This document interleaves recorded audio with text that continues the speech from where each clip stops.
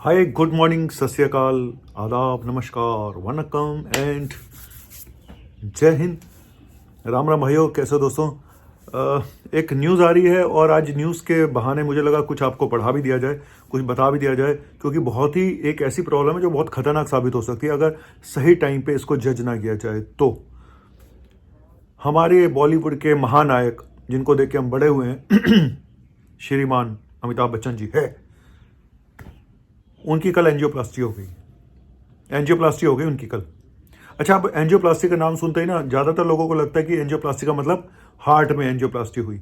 जी नहीं, इनकी हार्ट की एंजियोप्लास्टी नहीं हुई है।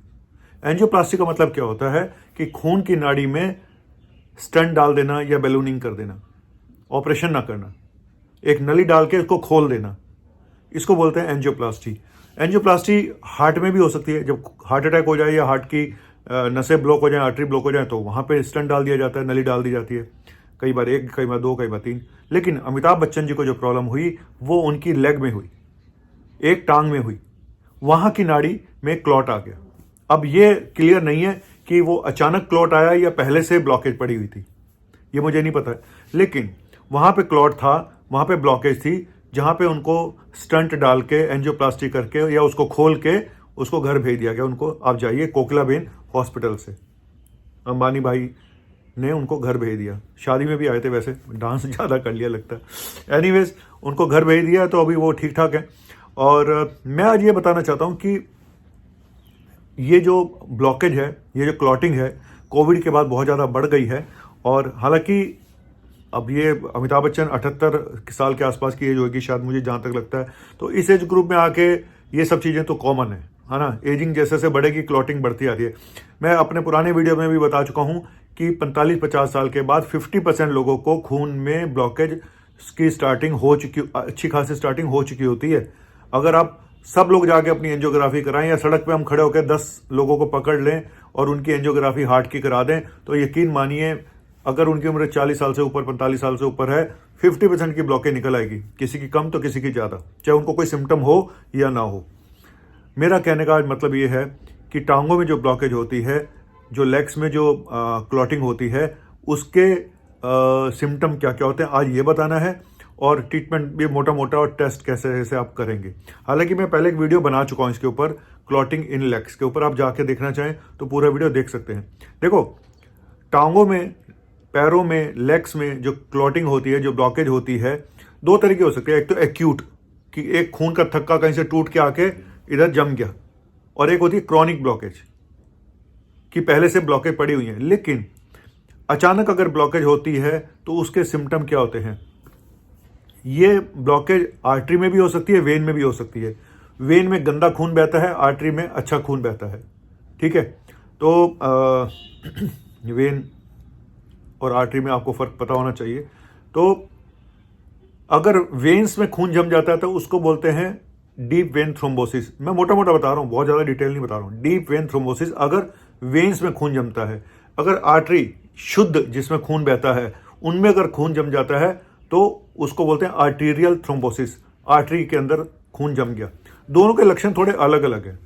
अगर डीप वेन थ्रोम्बोसिस होगी, अगर पैरों में खून जमेगा वेन के अंदर, तो खूब सीवियर पेन हो सकता है, सूजन आ सकती है, दबाने में दर्द हो सकता है। ये तीन है, पेन, सीवियर पेन, वहां दबाने पे दस्त यानी कि टेंडरनेस, और सूजन। ये तीन मेन लक्षण हैं अगर डीप वेन थ्रोम्बोसिस होती है। और कई बार चलने में भी थोड़ी बहुत दिक्कत आ सकती है। सूजन इतनी ज़्यादा होती है कि लोग कंफ्यूज हो जाते हैं कि कहीं इन्फेक्शन तो नहीं है, सेलुलाइटिस तो नहीं है, ठीक है। और तो ये तो, और सूजन काफ़ी ज़्यादा हो जाती है ना। तो ये तो बोलते हैं डीप वेन थ्रोम्बोसिस, जो वीनस ब्लॉकेज होती है, वीनस में, वेन में। अब आर्टीरियल अगर थ्रोम्बोसिस होती है अचानक, अगर अचानक किसी आर्टरी में ब्लॉकेज हो जाए पैर की, तो क्या सिम्टम होंगे।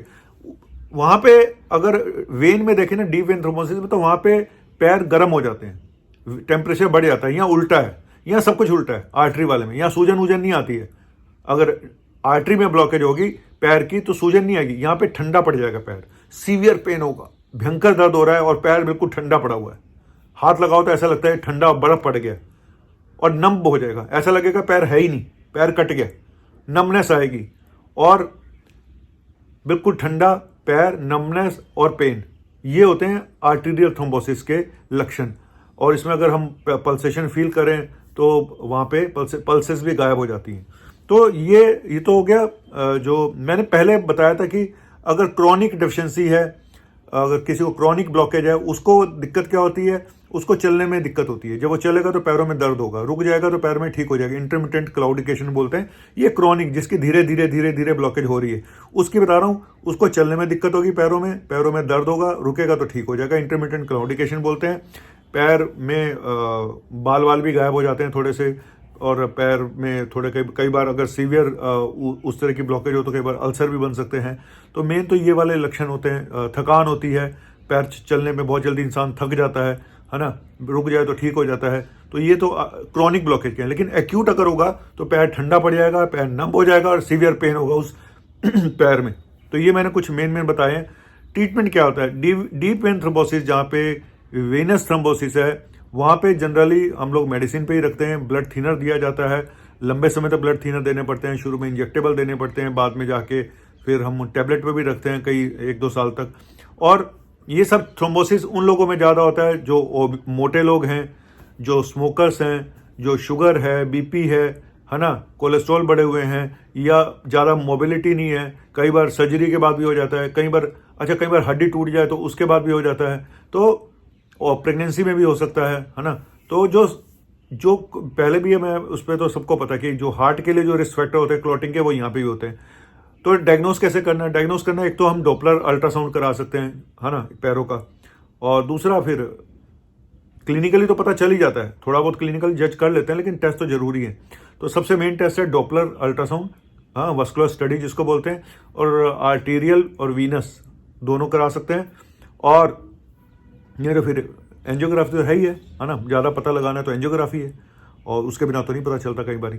तो ये 2 टेस्ट हैं। और ट्रीटमेंट डिपेंड करता है, मैंने वीनस थ्रोम्बोसिस का बता दिया। आर्टीरियल थ्रोम्बोसिस में या तो उस आर्टरी के थ्रोम्बस को निकाल दिया जाता है, या फिर स्टंट भी डाल सकते हैं, जैसे कि अमिताभ बच्चन जी के साथ हुआ कि एक्यूट का अगर क्लॉट हुआ है, जो भी हुआ, उनको शायद एंजियोप्लास्टी करके घर भेज दिया गया। तो कुल मिला के कॉम्प्लिकेशन ये हो सकती है कि सबसे बड़ा कॉम्प्लिकेशन एक ही डर रहता है कि क्लॉट जो खून का थक्का है वो टूट के कहीं हार्ट में ना चला जाए, कहीं पल्मोनरी एम्बोलिज्म ना हो जाए, जो कि कहीं स्ट्रोक ना हो जाए, कि ब्रेन में ना चला जाए।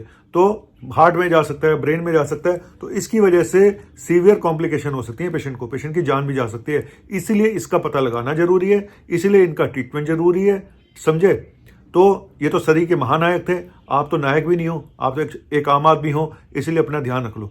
अमिताभ बच्चन जी इतने फिट रहते हैं, हालांकि इनकी पुरानी बीमारियां हैं, लीवर की प्रॉब्लम है, इनको पहले पता नहीं चोट लगी, क्या क्या हुआ, क्या क्या नहीं हुआ, क्या क्या मेडिसिन खाते हैं, हमें नहीं पता। लेकिन लोग उनके बारे में कुछ भी बोलते हो कि वो ऐसे हैं वैसे, लेकिन मैं उनके जज्बे को सलाम करता हूँ कि जिस जज्बे से वो 78 साल की उम्र में भी काम करते हैं। तो ये जज्बा हमें पॉजिटिविटी देता है। आप लोगों को ना लोगों में से पॉजिटिविटी ढूंढनी चाहिए। हम लोग नेगेटिविटी ढूंढते हैं कि उनके पास ये है, उनके पास वो वैसे हैं, वो वैसे हैं। सर, लोगों में से अच्छाइयाँ ढूंढो, बुराइयाँ ढूंढने को तो बहुत कुछ है। बुराइयाँ ढूंढनी है तो अपने अंदर ढूंढो, हम कितने बुरे हैं, हमारे अंदर क्या कमजोरी हैं। जब तक आप अपनी कमजोरियों का, अपनी बुराइयों का पता नहीं लगाओगे, आप जिंदगी में आगे नहीं बढ़ सकते। प्रवचन ज़्यादा नहीं हो गया? हे, मेरा वीडियो अगर पसंद आया हो तो प्लीज़ इसको सब्सक्राइब कर देना और लाइक कर देना।